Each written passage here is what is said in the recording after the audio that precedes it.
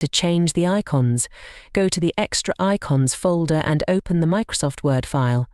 Select the desired icon, right-click on it, and choose Copy. Then open your resume file in Microsoft Word. Click on the icon you want to change to select it. Press the Delete or Backspace key to remove it. Then, press Ctrl key plus V simultaneously to paste the desired icon. You can use the arrow keys to move the icon or drag it to position it correctly.